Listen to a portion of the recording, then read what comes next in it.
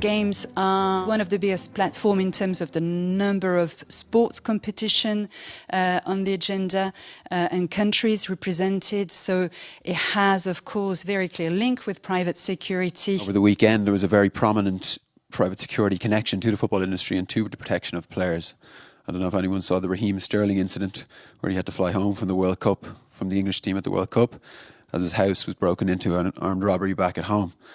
I think that gives a very prescient example of the connection between football players and private security. As fans, we need to fight the representation of the stewards being an enemy in the stadium, someone that imposes rules on us, but rather build the perception of stewards being our partners. My colleague David Gravenberg identified 4 key actors when it comes to ensuring safety and protection on mega sporting events.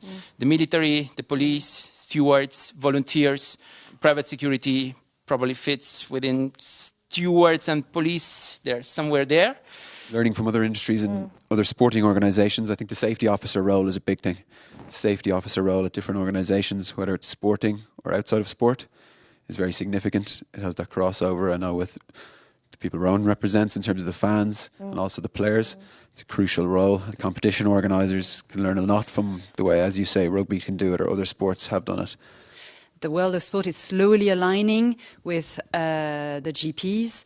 FIFA already had done, its own strategy. The IOC now is coming to it, realizing actually the usefulness and the relevance of the guiding principles. The standard of the GPs are so powerful in the way that it gives a methodology to try and manage those impacts on people in a way that is absolutely recognized, legitimate, and very, very clear. There are very obvious risks that were very well known for many, many years and very well accepted. But there are others, right? And when we start applying really the UNGPs, when we look really where we are involved, it has a broad reach. There is a realization now from different actors that there is a leverage that needs to be exerted by clients, by the different actors, and that all sectors are connected. Security was not necessarily at the center of concern when the first discussions took place on sport and human rights. But now I can see with respect to Qatar that national football associations are looking at what kind of companies they are hiring and how the employees are being treated, and they have made their decisions where to host their national team based on these criteria.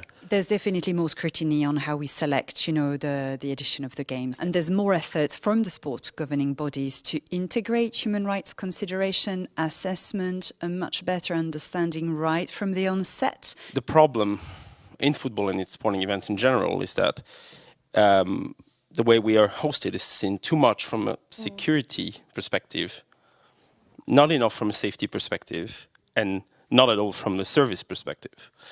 No matter how badly we are treated at the body searches, by the police on the way to the stadium, no matter how poor the services are, it's not a rational relationship to the sport. We will come no matter what. So too many stakeholders in the game, clubs, competitions organizers, will try to save as much money as possible on the service sides of things.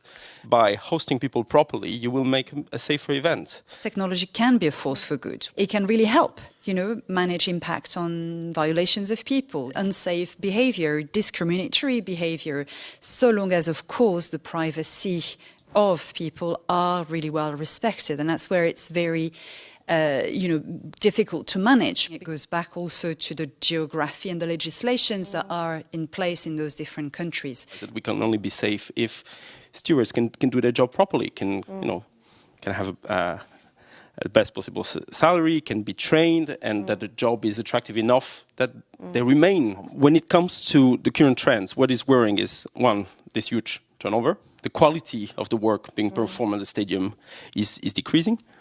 And then there are political choices from the football governing bodies and from the European institutions. We talked about blurred lines of responsibilities in mega sporting events.